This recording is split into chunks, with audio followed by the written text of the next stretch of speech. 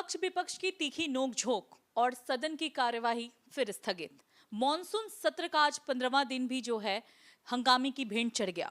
ऐसे में हमारे साथ बातचीत के लिए इस पर मौजूद हैं सपा सांसद रमाशंकर राजभर जी।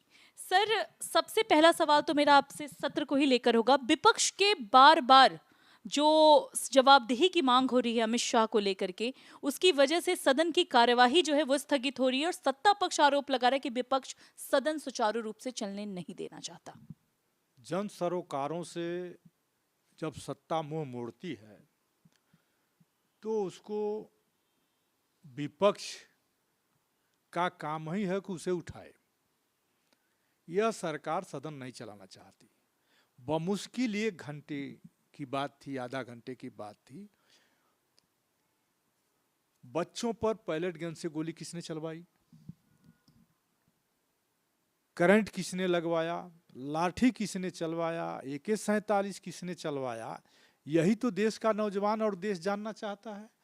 पहले दिन से ही विपक्ष कह रहा है कि माननीय गृह मंत्री जी आप सदन में बता दीजिए, बोल दीजिए, सदन चलाइए।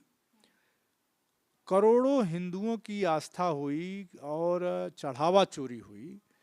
विपक्ष यही तो चाहता है कि चढ़ावा चोरी पर जब जांच हो ही रही है, सुप्रीम कोर्ट ने संज्ञान लिया, तो आखिर सदन में इस पर चर्चा क्यों नहीं। आप ये देखिए कि इतना बड़ा वैश्विक संकट आया, युद्ध हुए, सरकार सदन में बयान देने से क्यों बच रही है।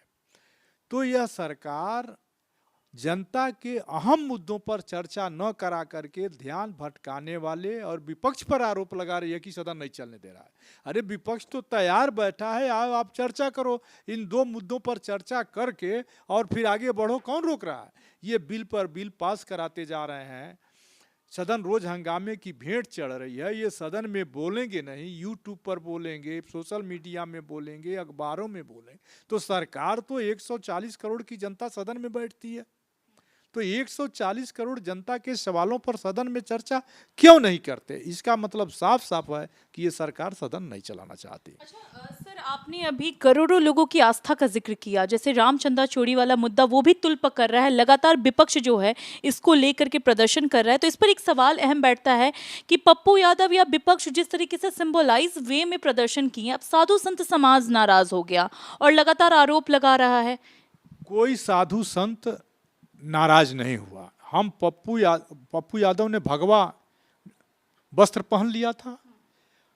हम यह मानते हैं कि भाजपा में और सभी संत चोर नहीं है, लेकिन यह भी सही है कि जितने चढ़ावा चोर हैं सब भाजपा में हैं। और अंतरात्मा पप्पू यादव ने भगवा कपड़ा पहन के और एक नाट्य रूपांतरण किया तो लोगों की अंतरात्मा जाग गई। आप ये बताइए, जब मर्यादा पुरुषोत्तम भगवान श्री राम की अंगुली पकड़ के चलाया गया प्रधानमंत्री द्वारा, उस समय अंतरात्मा नहीं जागी। चढ़ावा चोरी पर अंतरात्मा किसी की नहीं जागी।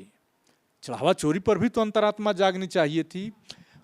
भगवान हनुमान जी को भारतीय जनता पार्टी के राष्ट्रीय अध्यक्ष के कार्यक्रम में जब चलाया गया, वहाँ भी आत्मा नहीं जानी।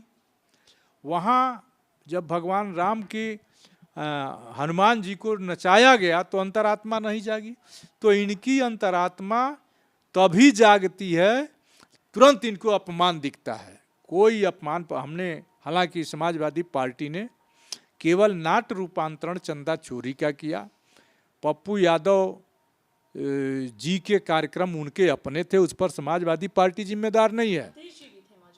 तो अब नाट्य रूपांतरण देखने लोग चले गए, किसी का कोई प्रोग्राम नहीं था, तो वो नाट्य रूपांतरण कर सकते हैं पप्पू जी का। लेकिन सचमुच ये लोग आहत हुए हैं तो चढ़ावा चोरी का पर्दाफाश करें। एक अहम सवाल होगा और अंतिम सवाल होगा, क्या लग रहा है रमाशंकर जी को, अमित शाह जवाब क्यों नहीं दे रहे हैं इतने हंगामे के बावजूद? सरकार डरी हुई है। पहली बार नौजवानों ने, छात्रों ने और देश के लोगों में सत्ता का भय समाप्त हुआ है, क्योंकि सत्ता से लोग भयाक्रांत थे। किसानों के आंदोलन को बना दिया गया नकली है, पहलवानों के आंदोलन को बना दिया गया नकली है, ये टुकड़े टुकड़े गैंग है, ये पाकिस्तान परस्त लोग हैं। लेकिन छात्रों के आंदोलन ने, जो मंत्री कहते थे कि इस सरकार में कभी भी इस्तीफा नहीं होता है, इस्तीफा हुआ तो देश में अब सत्ता का भय समाप्त हो गया है, सत्ता का डर, उत्पीड़न का डर समाप्त हो गया है। और इतना डरी हुई है सरकार कि सदन में बोलने को तैयार नहीं है। बहुत बहुत धन्यवाद सर। तो अभी आपने रमाशंकर जी को सुना, जिन्होंने साफ तौर पे जो विपक्ष हंगामे कर रहा है और सरकार से जवाबदेही की बात कर रहा है, उस पर अपनी प्रतिक्रिया देते हुए साफ कह दिया कि जो सत्ता पक्ष है वो डरी हुई है। और इसके साथ ही उन्होंने रामचंदा चोरी पर भी अपनी प्रतिक्रिया देते हुए कहा कि ये जो कहते हैं सिंबलाइज वे में किया गया है, वो सिर्फ एक बताने का तरीका था और इनका मकसद इन लोगों का किसी भी धर्म की आस्था को आहत पहुंचाना नहीं था। कैमरामैन कमलेश के साथ अपराजिता सिंह, TNP न्यूज़, दिल्ली।